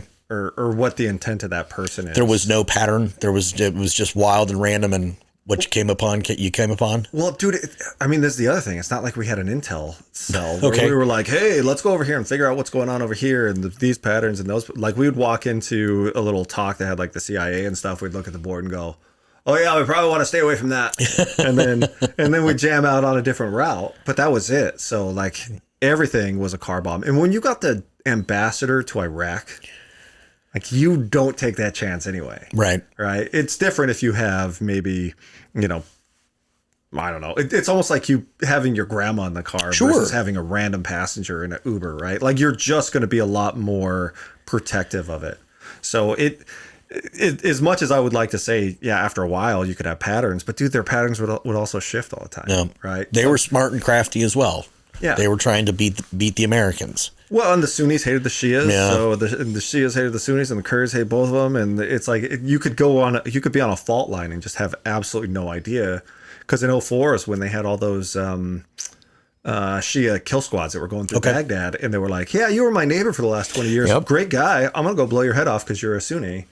And you just never knew, because the entire neighborhoods would change over the course of like 2 to 3 weeks as people were getting kicked out of their homes that they lived in for 20, 30, 40 years. And then what are you going to do? Right. Oh, I'm going to get pissed off. I'm going to fucking fight back, man. It's all very tribal. That's the thing. People don't realize how tribal, even in one city, you have multiple different factions and tribes. What I learned in the Air Force is I was stationed at the Augusta Fort Gordon GRSOC. Mm-hmm. So, we did signals and intel and all that. So I was fortunate. I did SIGINT, and I got to work with the linguists. And what was really neat about the linguists was that I didn't know that they had to learn the background on certain things. So they knew like all of what's going on in this city and, and all that. And they would explain things to me. And it's just like, this is just a mess. This is thousands of years of fighting and infighting and all the sorts of stuff that like nobody's ever going to figure this shit out. We're never going to figure this shit out. Oh, we're gonna free the shit out of them. And then we're going to bring that diplomacy. We're going to give them that democracy, whether they like it or not. We're going to shove capitalism up their ass, man. Right? We're bringing it to Iran next. Yeah. No, it was, and I didn't know all this stuff, right. We were young and didn't know what was really going on. But even then, it was like, then I started studying it. Even when I was over there, I was reading books and I was like, what the hell, man? Like, it is absolutely insane how much hatred these people have for each other over thousands of years. And then us coming in. And look, I'm not saying Saddam was a nice guy. Right. But he kept him in check, man. That's been the overwhelming consensus as of the last few years. Yeah. Like, that was a mistake. Yeah, like, dude, if you can make 3 warring factions live in pseudo harmony, you're probably doing okay. But yeah, no, as soon as he left, and then we got rid of all the Ba'ath Party guys that were all Sunni, they went out, created the Sunni Triangle. And then you have the Shias that were coming in that were backed by Iran. So that's where you started having the EFPs and everything else. Like the battlefield would change weekly and monthly. And then ISIS and ISIL and all those sorts of things a little bit later on and all that. So, yeah, we created our own worst enemy. And we knew where they were. Like, dude, I could tell you the Republican Guard, the Iranian Republican Guard was just north of the Green Zone on a street called Haifa Street. And you never went down it because you were just going to die. Sure. But we knew they were there, and we were just like, maybe it'll all cool off. Like, dude, from a military perspective, we did nothing for the better part of a decade. And it's not that we didn't know. It's that, like, well, but how would this look if we did this or if we did that? And it's like, I don't know, man. It was a mess. We left a lot out on the table, and we made more freedom fighters against the Americans. Yeah, that we're like, can you set down your guns and then pick up this broom? How cool would that be? Oh, yeah, I know you were a general, but you could just sweep on this base and you're going to be fine. No, dude, those guys are like, screw you, man. And it's so, ideological. It's their fanaticism is ingrained in their ideology. We're not going to win that. We're not going to win those hearts and minds. No. Like that's what a waste. No, it's like, dude, it's like going to Thanksgiving with your really liberal aunt and your really conservative uncle and just being like, now, can you guys get along for the day? And they're like, nope, bring it on, man. That's when you just pull the pin, throw it in the middle, light the fire, and walk out. No, I mean, that's exactly what we did. We just didn't walk out. We were like, I want to watch. Very voyeuristic of us. Perversion there. Well, yeah, and then again, here we are now in 2026 dealing with more Middle East issues, and still like it's a never-ending battle. No, I mean, you can't go in and change a philosophical difference that people have had for thousands of years. So when we were up in Kurdistan, all they wanted to do was take Kirkuk. Because Kirkuk had the Northern Oil Company. You could walk. We had a range out there. If you walked on the ground, you could like step deep enough to have oil on your shoes. That's how much oil there is. That's wild. Like from a biblical perspective, it's where Shadrach, Meshach, and Abednego were thrown into the furnace. That was the cool part about Iraq. Like all the Bible stories I learned as a kid, I got to go see a lot of that stuff. But they were like, we'll take Kirkuk and then we have a revenue source and then we'll just create our own state. We'll steal a little bit of Turkey. We'll steal a little bit of Iran. And we have the Peshmerga. And it's like, you still had two warring factions, but they kind of got along. And I was like, dude, that sounds good. You guys should do that. You guys, like, you deserve it. Right. Like, call a gentleman ceasefire, figure this shit out and go profit. And then the U.S. is like, you can't do that because it's going to hurt us politically. Dude, like, the politics of war pretty much is the reason why we lost in Iraq. What were your thoughts on the whole? There is not weapons of mass destruction. So, I mean, when I went in as an Air Force guy, I was like, they got to have WMDs. And we went into Talil. I still have a couple of Iraqi gas masks. Cool. And so it's like, well, they have to have WMDs. Why would they have gas masks? Well, the same reason why I have it as a U.S. service member. But whatever, I was like, they probably have it. And then when it came out that they didn't have it, it was like, I can kind of see that too. But here's the thing with Saddam Hussein is that all the intelligence said he had WMDs, whether it was chemical or if he was trying to do nuclear. If a guy walks into a Circle K with his hand underneath his shirt and says, give me your money, are you going to be like, I don't think you have a gun? Like he's telling you, I got a gun, bro. Right. I got a gun. So Saddam kind of brought it on himself. Yes. Now, the reason he did is because he fought the Iranians from 1980 to 1988 over swampland on their border. And he wanted the Iranians to think, man, I got weapons of mass destruction. Don't come over here and try to invade me. So his reason for it even makes sense. But I mean, he pretty much buffaloed all of us. Right. Yeah. No, this was a bad plan. Yeah. You can't get your girlfriend pregnant when you're 17, right? like he pretty much, he cooked himself and it is what it is, man. Interesting. Yeah, no, and I have heard the whole, what we did find chemical rounds. We did find this, we did find that. It's like, but I have not seen the evidence. No, we did. There was some like mortar shells. He gassed the Kurds in 1988 up in Fallujah. So we know that he had these at some point. What we assumed, and because he told everybody this, is that he had a lot more of them and he was willing to use them. And we're like, well, he has used them. So even during the ground offensive, we're in our full Kim gear. And then they gave us a day. They're like, okay, you guys can take your Kim gear off, which was so nice, man. And dude, especially when you haven't showered in a while. Right. Like, I will say the Kim gear, because it's got charcoal in it. The heavy, thick. Yeah. Yeah. You could fart in that stuff and you'd never smell it. It would just like they would just absorb the fart like it's supposed to absorb the chemicals. And then we crossed some imaginary red line and we had to put all of our Kim gear back on. So, I mean, everything that the U.S. thought that he had, we definitely planned for and assumed that he had them. And then when it turns out that he doesn't, or his stockpiles were so small and so beat up, then everybody's like, well, we went under there in false pretenses. And it's like, yes and no. It still would have been bad if he would have used those on service members. There still would have been casualties. Oh, 100%. But not the fallout that everybody had expected or anything like that. You know what cracks me up? And I don't think most people know this, but after a chemical attack, and you got all your Kim gear on, what you're supposed to do is let it dissipate for X amount of time. And then when you want to figure out if it's clear or not, you find the lowest ranking guy and you say, okay, now take off your gas mask. Welcome to the United States military. So if you ever think that the U.S. military is like, everybody's the same, we're going to go. No, dude, if you're the lowest ranking, they're going to put you. It's literally a picture of this guy in the field manual that's sitting up against a tree and he's like taking his mask off. And they're like, if you don't die, we're good, bro. Watch the eyes, watch the pupils. Oh, they're starting to dilate. Okay. Yeah. Sorry, buddy. And I was that guy in Iraq in 03. So I was like, well, that would kind of suck. But maybe we can do this guy. This guy, he sucks. Do I have like a month longer as an E2 than this guy does to make him the lowest ranking one? Nice. Yeah, no, that is a real legit way you test for nerve gas or chemicals. So yeah, dude. I mean, I did get to see where Saddam Hussein got hanged. That was freaking rad. But.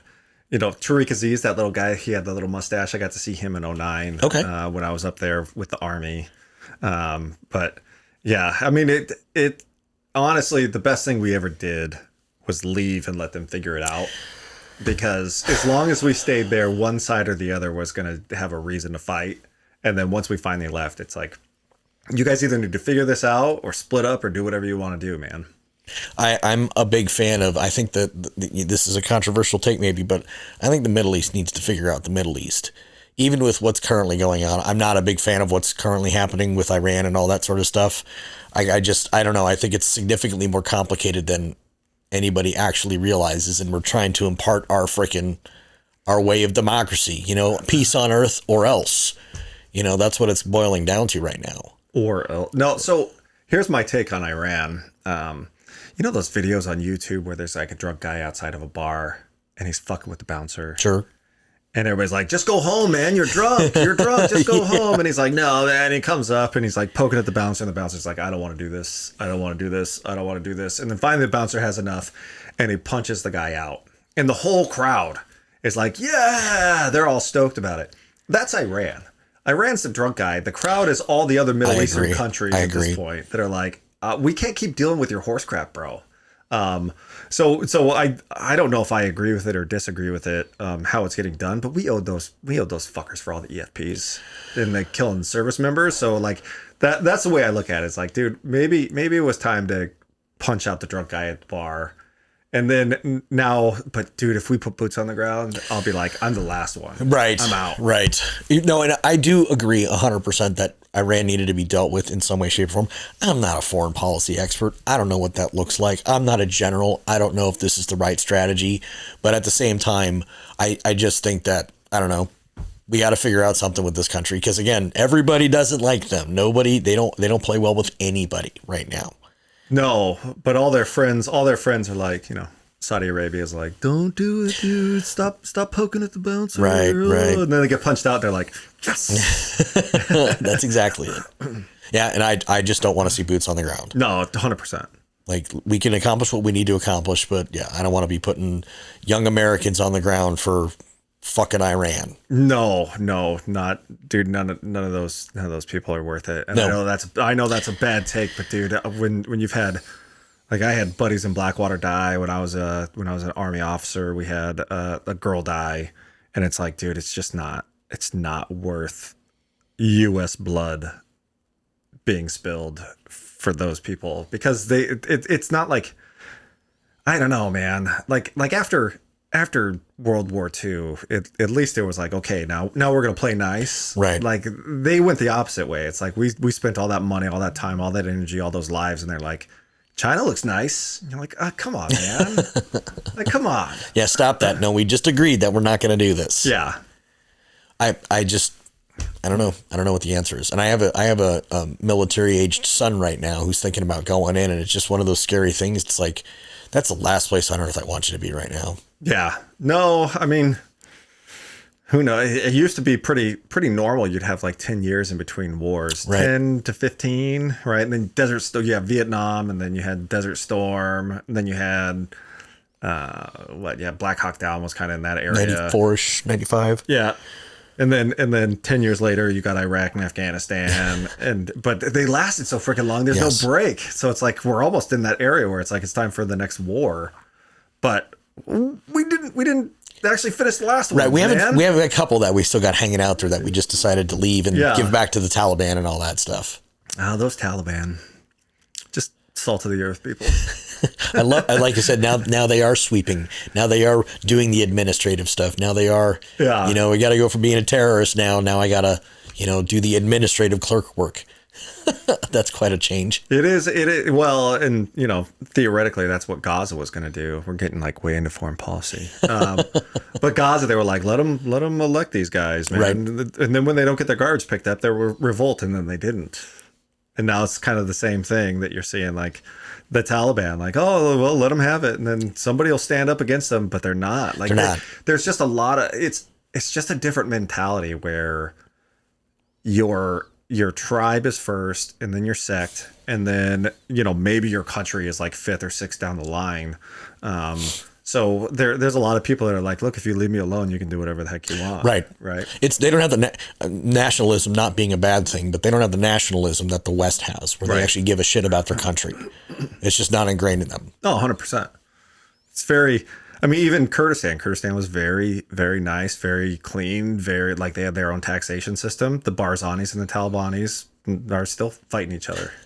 Like even in Kurdistan, where it's like, this is a nice place to be. It's like, now we still have two factions that dislike each other. So I don't know. It's never going to end. You and I are just going to figure it out today. We're going to solve all of the world's problems.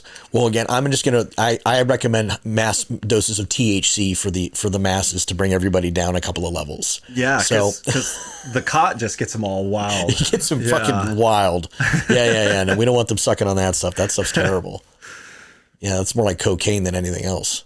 I don't know. I will say, so when I got done with Blackwater, I went into college. Right. God, yeah, I was 25. I think I was. Either way, it was just like, it was the hardest part, and it's not because college was easy, but coming home.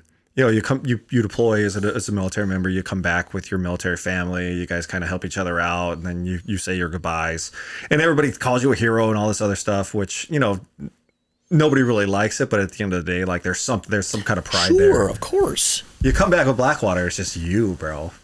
That's it. Just you and maybe your dog, you and maybe your your wife.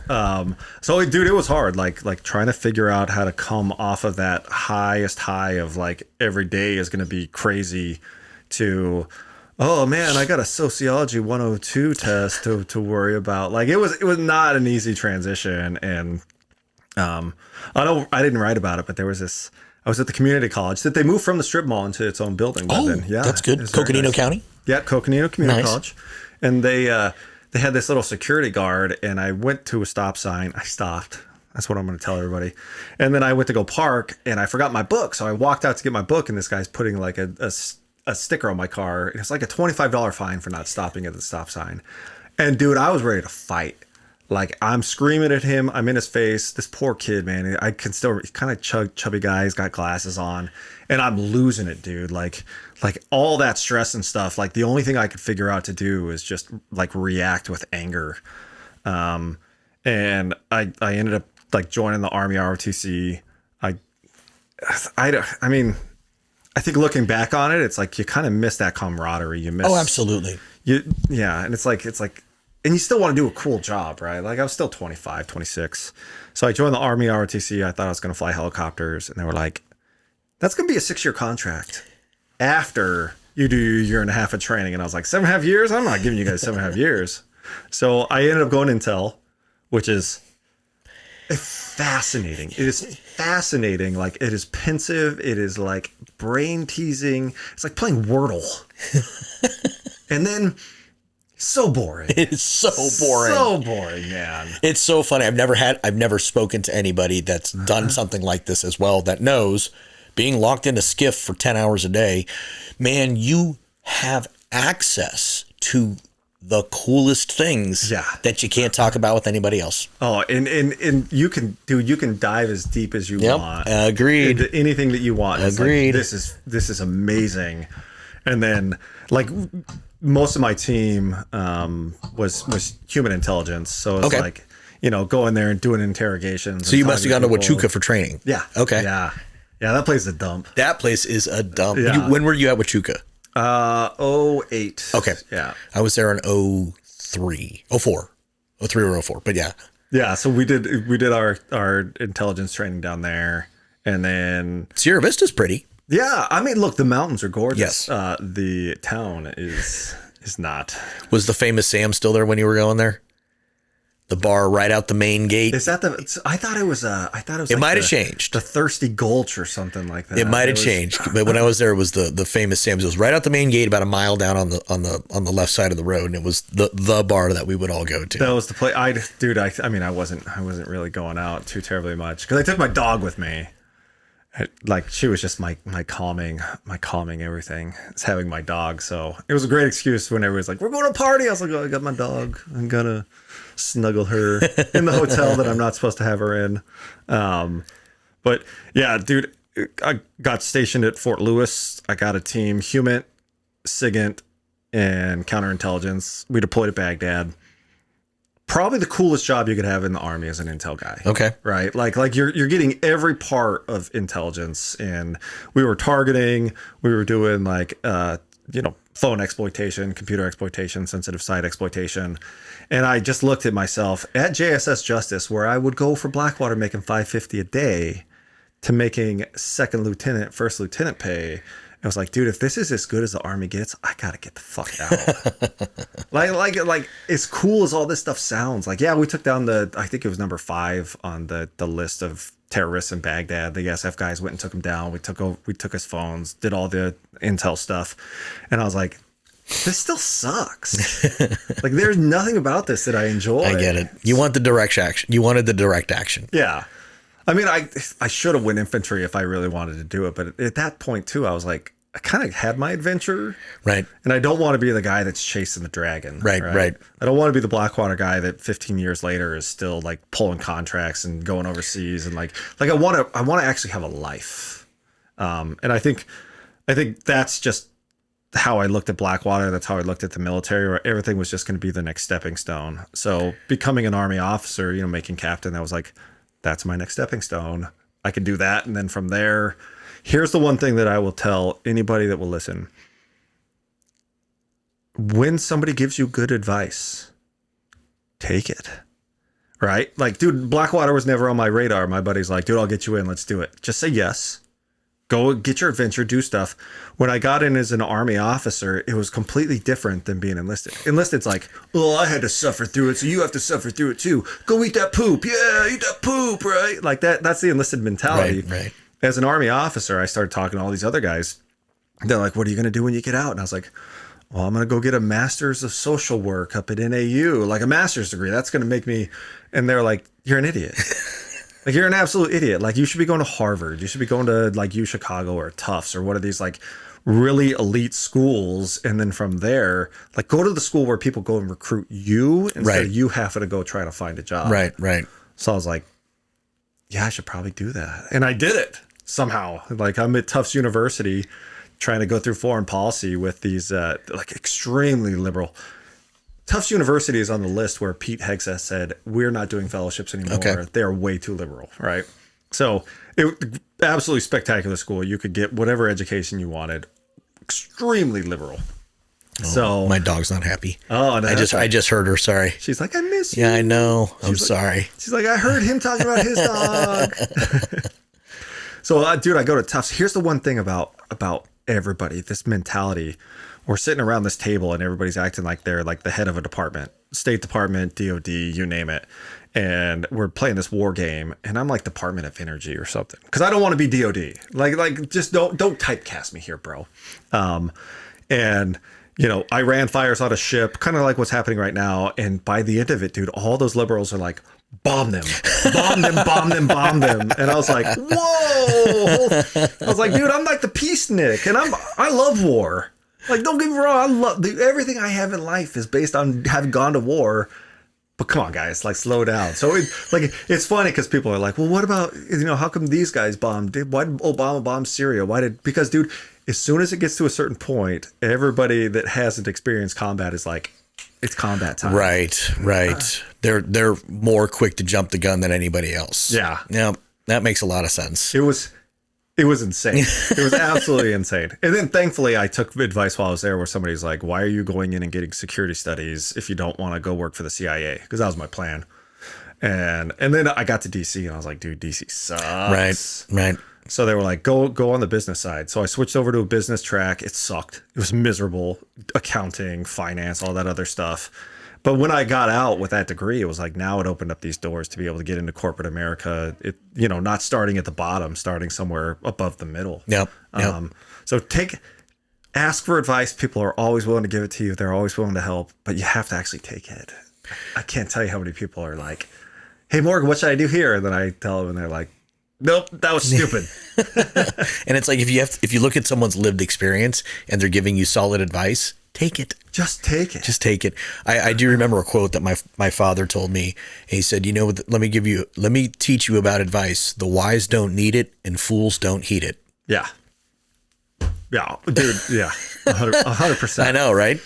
It's one of these things where too many people, I don't know, they want to forge their own path, which is good, which is a good thing to have motivation and drive. But again, like, I don't know, just don't be hard-headed and a fool. No, 100%. So I finally, after Blackwater and into the Army, was like, I don't know everything. I'll be like, please God. That's a sign of intelligence, though. And I mean, like, you're self-deprecating. You are, and that's part of your humor and all that. But at the same time, you're also extremely intelligent. Intelligent people recognize the fact that they don't know everything. And I was thinking about like what made you know, like, you have a natural drive. Obviously, you have a natural drive for whatever the next thing is. What was the college path? Why did you say, you know what, this is the thing I needed to do? What was the catalyst for that? Was it because you wanted to go make Army officer and needed that degree, or no? I was just a challenge. I was still at the they have the best food phase in life to a certain extent. So I knew I needed something to keep me in the U.S. or else I was going to go jump on another contract. Okay. So college was like, okay, this will at least get me for the next. I think it took me 2 years to finish up about 3 years of college, but I need to do this, and then I can check that block. Right. Because if everybody you talk to, all the boomers are like, you get college, you can get a job, you can. Right. Yeah. And look, that's not how it works. It's not how it works anymore. If you get a social sciences degree, you're still going to be working at Home Depot. I promise. So I did criminal justice and I was like, but I don't want to be a cop. Right. It was 2007. So the housing bust was happening. And I was like, what the hell am I going to do with my life? And I was like, flying helicopter sounds cool. So it was like, what's that next step that it's just going to make you better somehow, right? And then from there it just kind of like, it actually started working and I was like, holy crap, like now I can do this and now I can do this and these doors open up, right? Like white trash kid from Cottonwood, Arizona, talking to these kids at Tufts University that had literally had never known what an actual honest day's work was. Right. It was just like it was like Bizarro World, man. It was crazy. When I went back to college, I was 35. I got out of law enforcement. I was 35 years old. I went back to college and I did the veteran, because I had my GI Bill and I did the veteran inaugural where they sat you down and said, here's what it's like to be a vet going back to college, whatever it's called, reception. Yeah. And so I did exactly what they said in my first class, Psych 101. Here I am, 35 years old in community college. I wait to the end of class. I go up and I introduce myself, and I looked kind of like this. My beard wasn't this long, and I went up and I spoke to the instructor, and I introduced myself, and she says, thank you so much for coming up and introducing yourself. She says, here's what's going to happen. She says, the kids, call them kids. She goes, the kids are going to be terrified of you. They're not going to approach you. There's going to be a problem in class. They're going to approach you as the elder. You're going to take over, and then they're going to respect you. I'm like, all right, like.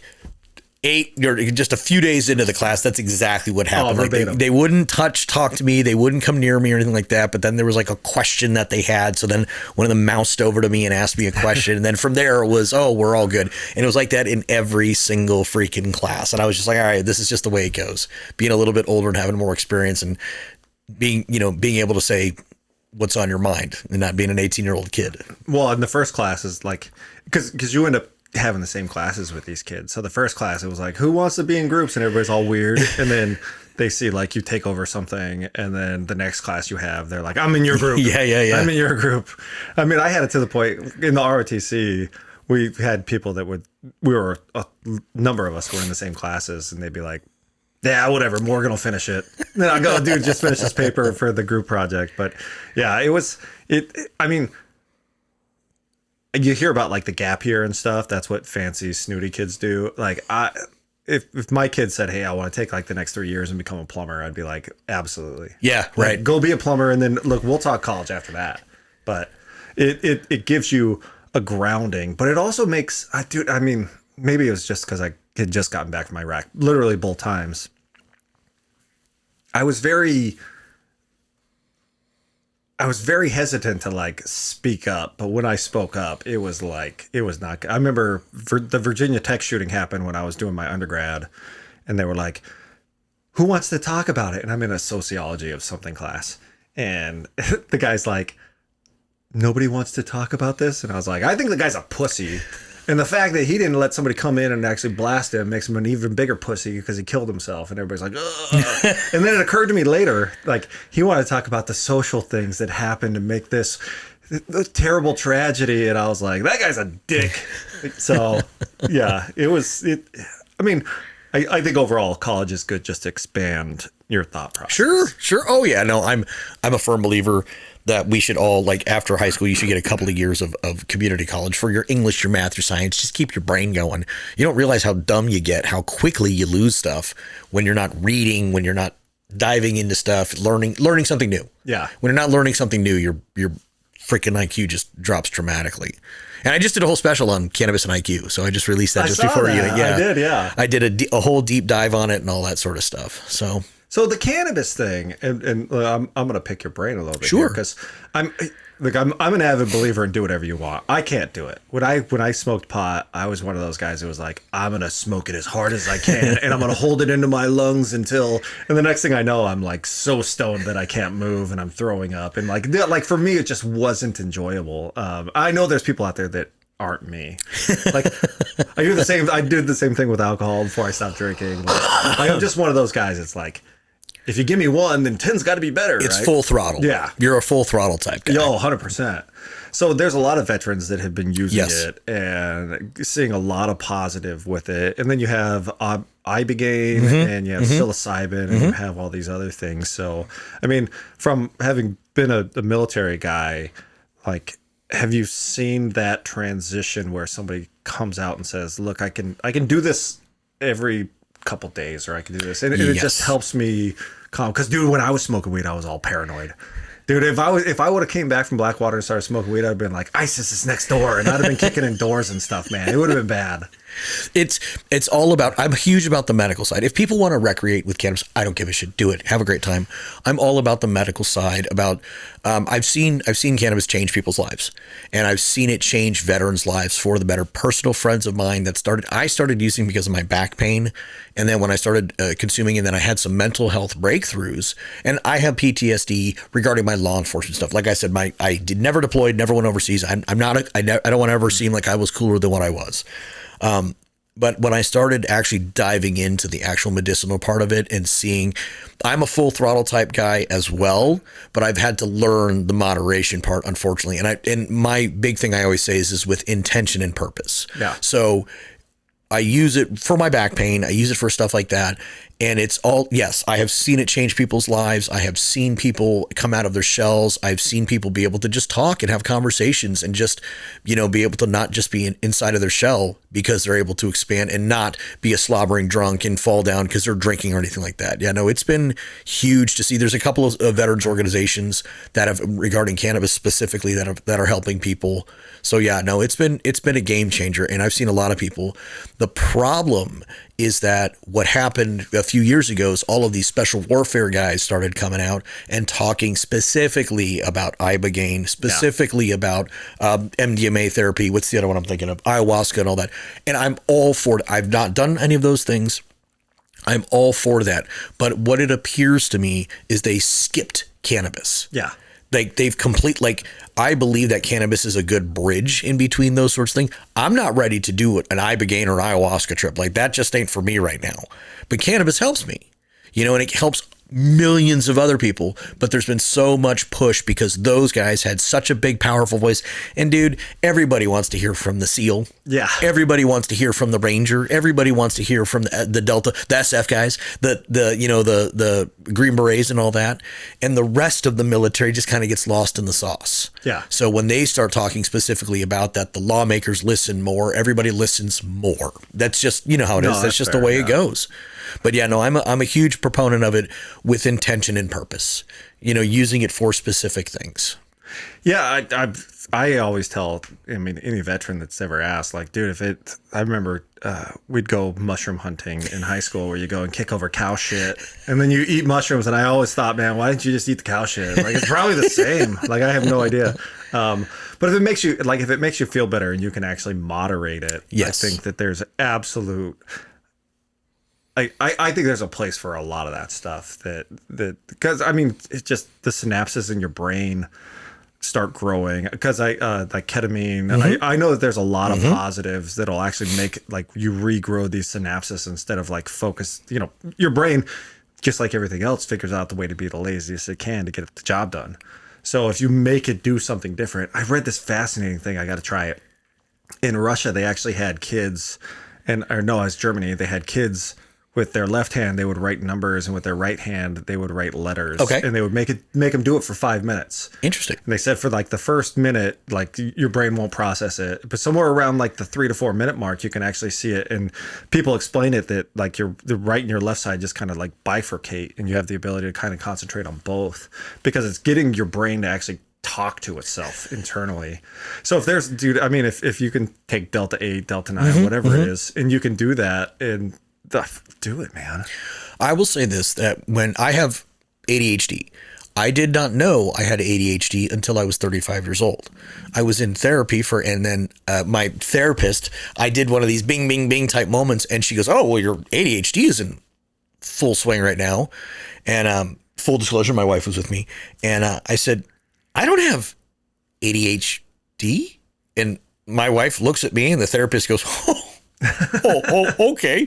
Yeah, you're a moron. She's like, you have serious ADHD. So then I didn't start using cannabis until after that. And then when I started using it and then recognizing how is it affecting me right now? What is it doing to my brain? I say this, that I know this is going to sound so stupid, but for the first time ever, when I started using cannabis and understanding it, it made my brain feel attached to my body. Like it like made me feel now again, I did a little too much. It's 11 o'clock on a Friday night. I'm going to sit and play video games for a little bit.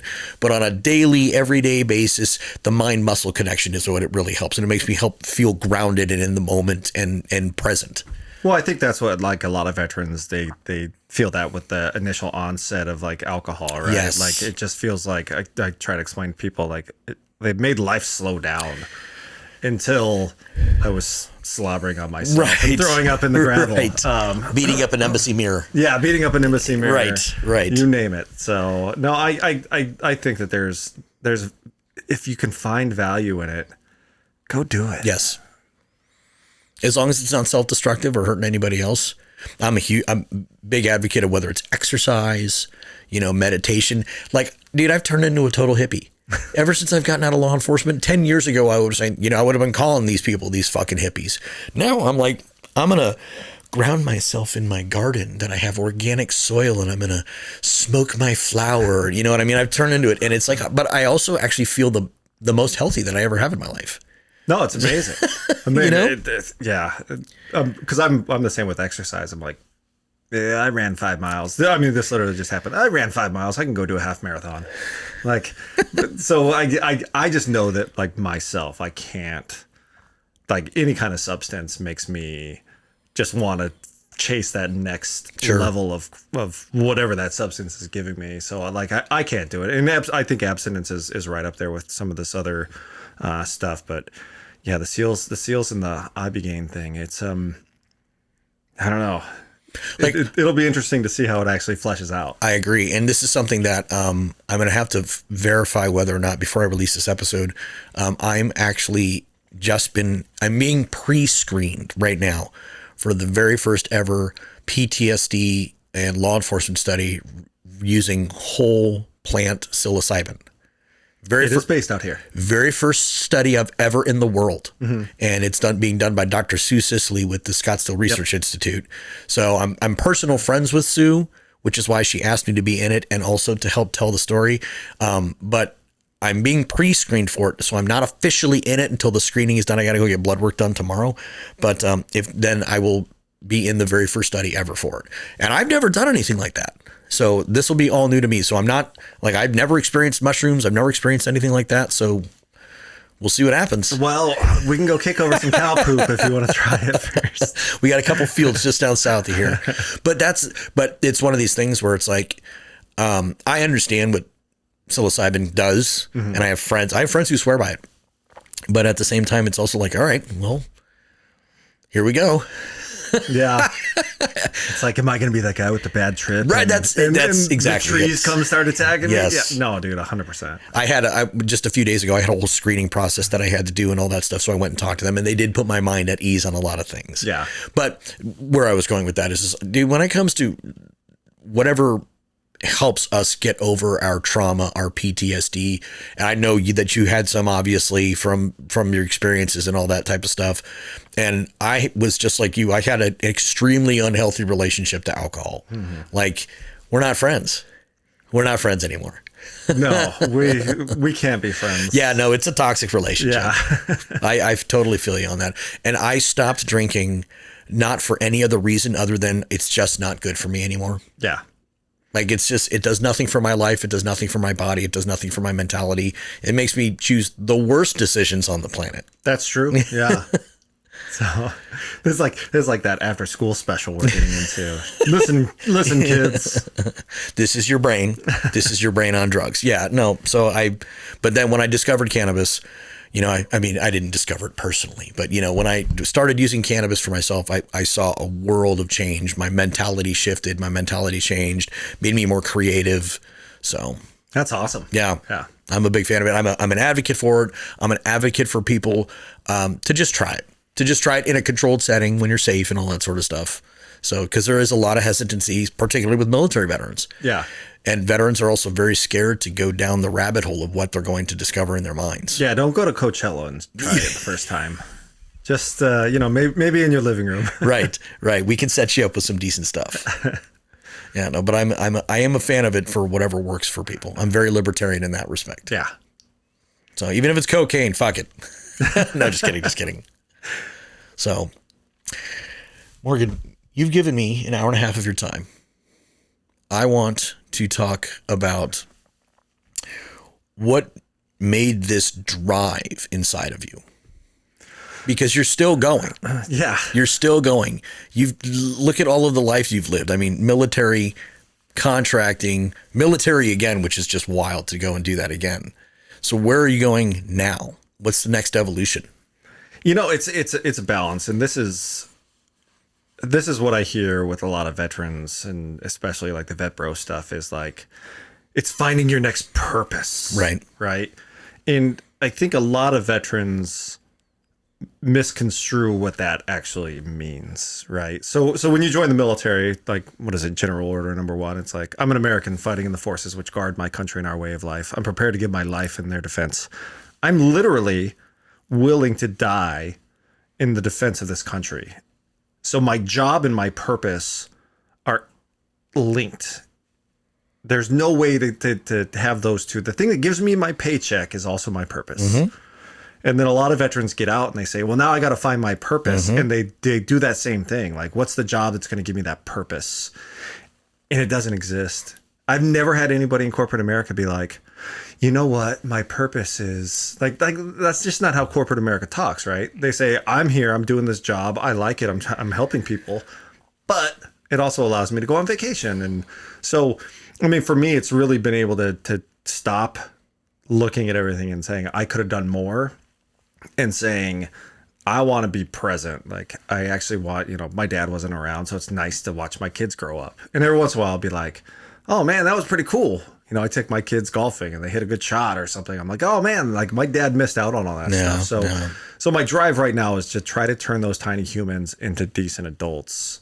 And I ride on the side, there's always something more to do, but I feel like for the first time, I'm not going and saying like, what's the next thing? What's the next thing, right? When I got out of grad school, I was like, I'm going to climb the corporate ladder. And then I had kids and I was like, I don't want to be the guy that's away from my kids, like traveling three weeks out of the 3 weeks out of the month. So it's really kind of just taking a tactical pause right now and being like, this is pretty cool. Yeah. Like, can you just enjoy this right now? Presence. Yeah. And that's hard for me, but at the same time, like it's fulfilling. It's pretty rad.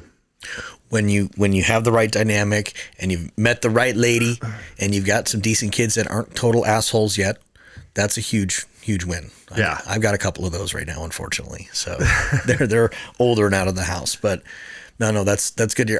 Too many people don't have that work-life balance. Too many people, they're exactly it. They're defined by what their job is.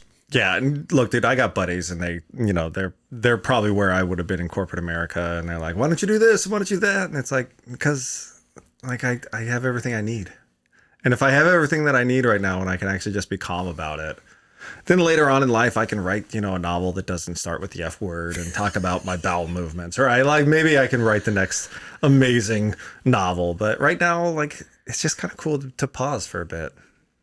It's hard to do. It's not easy. No. And every once in a while, my wife is like, "Are you getting the crazies?" It's like I'm a Labrador chasing my tail. Are you getting the crazies? It's like, yeah, I'm getting the crazies. It's like, all right, hold on, now, time to pause. Let's figure out something else. That's where I believe physical fitness and movement plays a huge part. And obviously, you're in shape and a runner, so it does help. Especially get a dog that likes to run. Not in Arizona heat though, man. Pool. Remember we talked about that. Go in the pool. Yep, the pool in the summer, and during the winter it's perfect. There you go. No, man, I sincerely your book is fascinating. It's a fun read. Got to do the Vanna White. Ooh. No, and again, it's encouraging to talk to people who have gone through this shit, who have dealt with, whatever adversities in life and have made something of themselves. Too many people just sit and wallow in their own self-pity. They don't want to get up off their ass for whatever reason. Yeah, I mean, I'm not taking big steps like I used to, right? It was like, oh my God, now I got to get in the Ivy League, right? And now it's like I can take a smaller step. I can write something for like a Skill Set magazine's based out here in Arizona. I write for Skill Set magazine, and like I'm always doing something, but it's not. I used to have to focus so hard on it. It was like, if I don't get this done, by God, I just like smoking weed. If I don't smoke more weed, man. But now it's like, okay, I can write a 1,500 word article and submit that, and then I could take a couple months, and when I get the hankering, I can do it again. What made you want to write the book? Or write a book? You're clearly a writer. Dude, I mean, I was not a writer. That's the crazy thing is I used to tell people these stories, and they'd be like, you should write this down. You should write it. This should be a movie. And I was like, yeah, it should be. You're right. And then same thing I was saying earlier. The best advice I got is in undergrad. I talked to a professor and said, I think I should write a book about this. And he's like, just start writing. Yeah. And I didn't. For 15 years, I didn't. And then I finally one day I just got the wild hair, and I was like, I'm just going to start writing some of these stories that are absolutely hilarious. And then I sent it to a guy that's actually a professional writer, and he's like, this is actually really good. Like, just finish it. So I finished it, finally kind of, I had to take it from stories to like actually stringing it together into an actual book itself. And then, it's sold tens of copies at this point. So everybody that reads it, especially if you've deployed or law enforcement, foreign military, if you have family, like they get it. The personas are very much the same. Yeah. Throughout across that spectrum of type A. Yeah. Yeah. So it's really like I started as a whim, and then all of a sudden it was like, oh, I guess I got a book now. I should go out there and try to sell a couple copies. Very nice. How long has your book been out? A couple of years. I had the first publication was Welcome to Blackwater, and then I had to get the rights back to it to republish this one. So that's why there's a name change, and I added some content, and it was just if you're not in the industry, you don't know about the industry, Right. and then when you get into it, you're like, oh, I was not ready for this part of it, right? So like now it's just to a point where, I promote it when I can. What's your next step? It's like, I'm going to come on your podcast. I'm going to hang out. I'm going to talk about my book. I'm going to talk about veterans issues. Like, it's a nice little side hustle to keep me going. That's one thing that I don't do enough of is enough of the veterans issues. And again, I'm one of those veterans that's like, well, I didn't do anything. I wish I could have done more, but I didn't do anything. And I don't ever want to be accused of like, saying I was cool or what I was. But that's something that's very near and dear to me that I don't know how to break through to help these veterans that are going through tough times. It's just one of those things where it's like there's focuses on that. There's tons of organizations, but I don't know. It's just one at a time. Yeah. Like that's the crazy thing is like I stopped trying to be like this big holistic, I want to help veterans, and now it's like find me on Instagram. Like I've helped a ton of people. There's something called the Defense Base Act if you're a contractor. It's essentially like a workers' comp policy. Okay. So if you come back, you got PTSD or you broke your finger or whatever it is, they'll pay out. Nobody knew about this. A lot of people still don't know about it. But I probably helped, 15 to 20 people get connected to the people that can help them out to get, a payout for workers' comp. And it's literally like, it's just one at a time. And when people reach out to me on Instagram, at Blackwater Dude 1, at Blackwater Dude and the number 1, then I'm the first one to say, hey, have you done this? And they say, what is that? And I'm Right. like, let me just get you hooked up with the people that can actually tell you what it is, but I'll tell you that it actually worked. It wasn't snake oil. So yeah, I mean, one at a time, man. I say 3 cups of coffee. If you want to help a veteran, take them out for a cup of coffee and say, what do you want to do? And they're going to say something like this. I want a job that's got a desk, but is also out in the field and I get to do all that stuff. And you say, okay, well, that's the military. That doesn't exist. right. So that's your first cup of coffee, is to be like, okay, let's level set it. Then look at their resume, take them out for a second cup of coffee and be like, okay, now what do you think you can do with it? And then hook them up with your network. And then the third part of it is like have that third cup of coffee and be like, now where are you at with this? And how can we, that follow up. Accountability. Yeah. So like 3 cups of coffee are going to get you so much further in the veteran community with a veteran. If you want to just help one, or if you're a veteran yourself, than donating to this or that or the other. Like just sit them down, help them with their resume, open up their network. Veterans don't have a network. You're right. All of the veterans are like, when I was talking to people about getting out of the military, I was talking to all these people that were in the military. You think that helps? Like, it didn't help. Valid point. Get them hooked up with your network. Like, it's literally that easy. I mean, it's still a thing, unfortunately, to this day, where I'm sure you had those people that are like, what do you mean you're getting out of the military? Oh, yeah. Why would you get out of the military? Like, what idiot does that? And those are usually the ones who have no motivation, no drive, and are usually a terrible NCO that are that way. Yeah. Or a staff weenie officer. Yeah. No, that's why. I mean, I came up with that 3 cups of coffee thing back when I was at graduate school, because I got into Tufts and we didn't even have like a veterans club. Right. So when all these veterans came in, it was like, I want you to tell me who these guys are so I can sit there and, if they want advice, I'll give it to them. Yeah. Go business.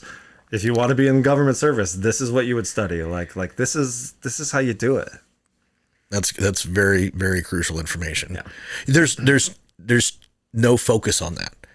There's the life skills thing, but they're not. Yeah, there's no networking opportunities. No. Well, that's why. I mean, literally, I've had my wife is like, "You're driving me crazy." It's like I've had people just reach out, and I'm like, I will tell you, I'll point you in the right direction. But I'm so past since the books came out, and there's a lot of veterans out there that are just like, I need $25. Right. I will never do that again. I ran down that one. But if I will point you in the right direction and tell you where to hunt, and if you go hunt, great. And if you don't, like that's on you at this point. Too many of them fall into the victim mentality trap. Yeah. Where again, they never mature, so they're not doing things on their own. When they were in the military, they never did anything to better themselves. They just, they got the minimum on their performance evals and all that sort of stuff. And I don't know, it's like you have all of the resources in front of you. I mean, for God's sakes, we all have this. Yeah. We can find out anything about anything now on this. That's just the frustrating part for me, is the ones that just want the constant handout. Yeah. No, and I would say most don't, but Correct. They also don't know where to look, and that's where guys like you and I think can come in and say, just look over there, man. Like your career skill, I tell everybody the Air Force is the best way to go because planes fly every day, and it is corporate America. It's the closest thing to corporate America Agreed. you're going to get. But if you come out of the Army, like, you don't need somebody that drives a tank every day. You just don't. So you're going to have to figure out, like, okay, I did the tank driving. What skills did I actually learn that I can move over here? Right. But that doesn't, like, you're going to have to do something in the middle. Yeah, you got to bridge that gap. Yeah. Yeah, you got to close that space of what it is your skills are. That's a very valid point. That, like, my job, when I finally got to where I was at in my job, and I was in training for 2.5 fucking years. Long story short, I started as EOD, went into EOD training, made it 3 months. My son was born premature. I was put on permissive TDY to stay at the hospital with my son. And then my son got better, got out. I went back into EOD training, and then I failed because I'd had a 5-month gap in between, day one and where I was, and had nothing in between. So I failed. That's when I went into Intel. Yeah. So for 2.5 years, I was in training. So I was only able to do my job in the Air Force for 1.5 years. And it was just like a 9-to-5 job. It's just like a 9-to-5 job. I was shift supervisor. I was an E4 and an E6 position at an Intel shop. And again, I didn't go out to the field or anything like that. It was just go do your job, come home at the end of the day. No big deal.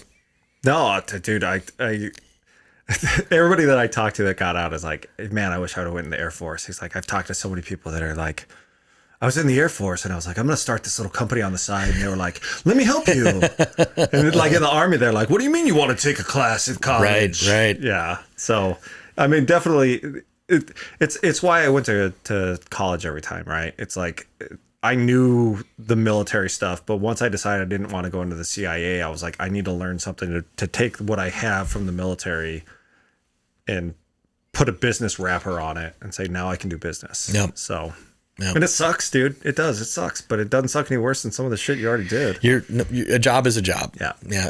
Things are going to suck no matter which way. I took my 18-year-old son to the recruiter's office. We went to the Army, we went to the Marines, we went to the Air Force.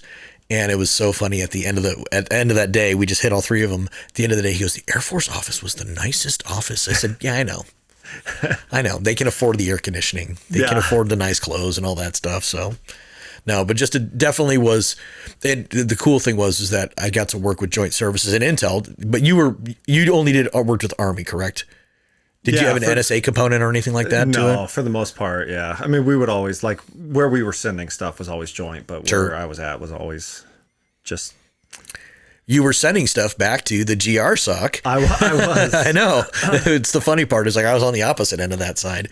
But yeah, no, it was cool to work Joint Services and see the way the Army, Navy, Air Force, Marines all do actually work together and work well. And this was before Space Force days. Yeah. I don't know what those dudes do. They like beam lasers up into space or something. So they're hunting aliens. They're hunting aliens. I'm down for it.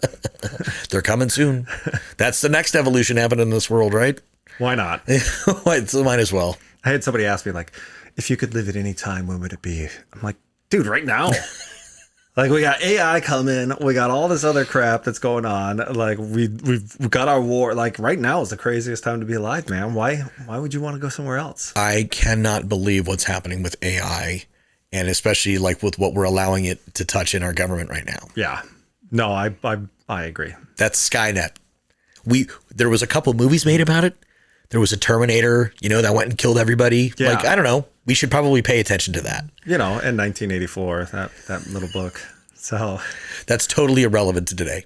We don't talk about 1984. That's newspeak. We don't talk about newspeak. That's true. Yeah, no, the level of control is wild right now. So, Morgan, thank you so freaking much. I sincerely appreciate you coming on. It's been you're a fascinating dude. I'm just a normal dude that said yes. You know what? That is a really good point to point out, though. That is actually a very good thing. You grab the opportunities, you grab the bull by the horns, whatever cliche we want to use, and you went along for the ride. I mean, you had your bumps and your ups and downs while you were there. Yeah, but you persevered. Yeah, no, I definitely took my lumps, but no, thank you so much for having me on. I appreciate it. So yeah, thank you, man. This was a great time. So we'll get the book info, Girls, guns, greed. But there was no girls in Blackwater. So every conversation was about your guns, what optics you run in, like law enforcement, it's like, oh, Sure, no, sure. The second thing that you talk about in the military is girls. Girls. And dude, this is like the worst kept secret is that the special operations community loves prostitutes. They just do. So there's a lot of girl stories in there, Yes. but like, and then the other one is like, how much money will you make? Oh my God. Oh man, I just sat around today, made $3,500 because it's Christmas. Like, so it was really, it's like every conversation, and it is a conversational book where it's like, what are you talking about? And dude, it's always one of these three pretty much: guns, girls, greed, and poop. For some reason, everybody talks about poop in the military. So yes, but I didn't want to put that on the cover. Yeah, that would have been a little bit of a tough sell. Yeah. Nice. Well, thank you very much, sir. Well, thanks a ton, man. Greatly appreciate this. No, anytime. Come back. I'd love to, man. Yeah, we'll have a follow-up. So very cool. All right, take care. Thanks, man.